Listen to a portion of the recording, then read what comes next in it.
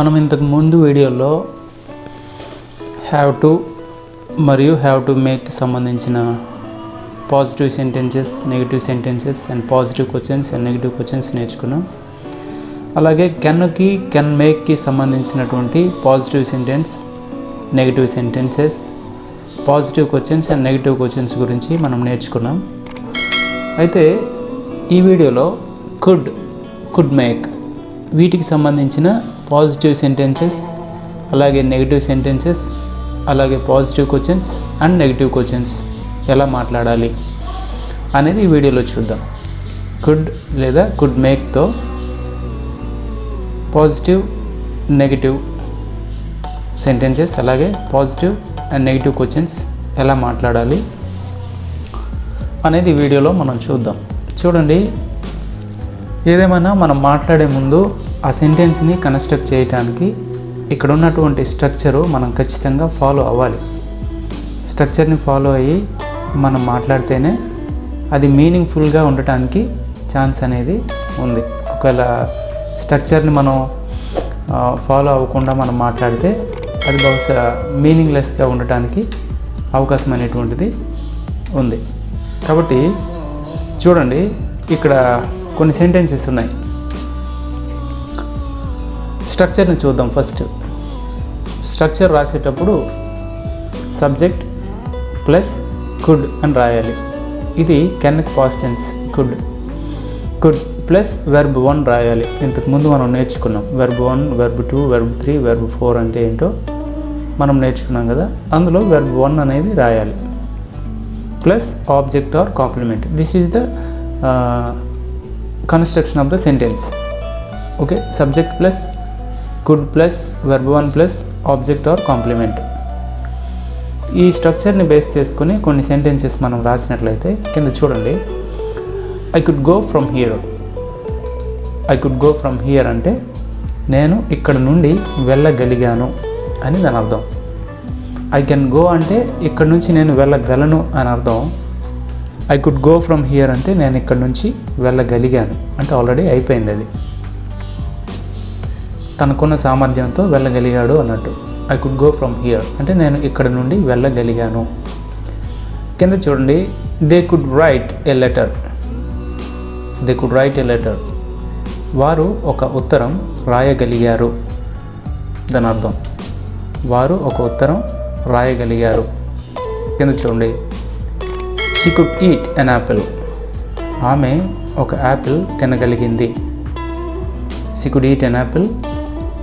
ఆమె ఒక యాపిల్ తినగలిగింది అని అర్థం. కింద చూస్తే we could complete this work. We could complete this work. మేము ఈ పనిని పూర్తి చేయగలిగాము. మేము ఈ పనిని పూర్తి చేయగలిగాము. కింద చూడండి, I could learn all the lessons. నేను ఈ పాఠాలన్నీ నేర్చుకోగలిగాను. మనకున్న ఎబిలిటీ, సామర్థ్యంతో కొన్ని పనులు చేయగలిగినప్పుడు, కంప్లీట్ చేసేసినప్పుడు సెంటెన్సెస్ని కుడ్ ఉపయోగించి పాజిటివ్ సెంటెన్సెస్ ఇలా మాట్లాడాలి. నేను ఈ పాఠాలన్నీ నేర్చుకోగలిగాను. కింద చూడండి, he could SIT here for 1 hour. అతను 1 గంట వరకు ఇక్కడ కూర్చోగలిగాడు అని దీని అర్థం. వీటన్నిటిని కూడా పాజిటివ్ సెంటెన్సెస్ అని అంటాం. అయితే ఇంతవరకు చెప్పుకున్నవి కుడ్కి సంబంధించినటువంటి పాజిటివ్ సెంటెన్సెస్ అన్నమాట. కుడ్కి సంబంధించిన పాజిటివ్ సెంటెన్సెస్, కుడ్ మేక్కి సంబంధించిన పాజిటివ్ సెంటెన్సెస్. ఈ పక్క మనం చూద్దాం. ఇవన్నీ కూడా కుడ్ మేక్కి సంబంధించిన సెంటెన్సెస్ని మనం ఇక్కడ చూద్దాం. చూడండి, కుడ్ మేక్తో మనం మాట్లాడాలన్నప్పుడు కూడా ఇక్కడ ఉన్న స్ట్రక్చర్ ఫాలో అవ్వాలి. Subject plus could make plus pronoun plus verb 1 plus object or complement. ఈ స్ట్రక్చర్ని ఫాలో అవుతూ ఈ సెంటెన్స్ని మనం రాసినప్పుడు మాట్లాడినప్పుడు ఇక్కడ ఉన్నటువంటి అర్థం ఈ విధంగా వస్తుంది. చూడండి, I could make them go from here. I could make them go from here. I అనేది సబ్జెక్టు, కుడ్ మేక్ అనేది పెట్టాం. ప్రొనౌన్ ఏంటి? Them. Object or complement go అనేది వెర్బ్ 1, ఫ్రమ్ హియర్ అనేది object or complement. I could make them go from here అంటే దాని అర్థం నేను వారిని ఇక్కడ నుండి పంపించగలిగాను, లేదంటే నేను వారిని ఇక్కడ నుంచి వెళ్ళేలా చేశాను అని దాని అర్థం. ఇలా చెప్పాల్సిన సందర్భాలు మన లైఫ్లో చాలా విషయాలు చెప్పాల్సిన సందర్భాలు వస్తే అప్పుడు ఈ రకంగా మనం మాట్లాడాలి. ఓకే, నేను వారిని ఇక్కడ నుండి పంపించగలిగాను లేదా వారిని ఇక్కడ నుండి వెళ్ళేలా చేశాను అన్నట్టు.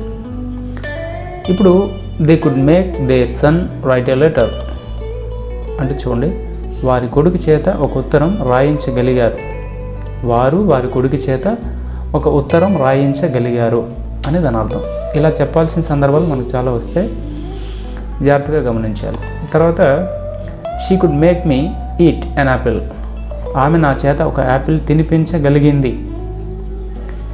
ఇప్పుడు ఫర్ ఎగ్జాంపుల్ దానికి ముందు కెన్తో మనం మాట్లాడితే she can make me eat an apple అన్నాం అనుకోండి, నా చేత ఒక యాపిల్ ఆమె తినిపించగలదు అని అర్థం వస్తుంది.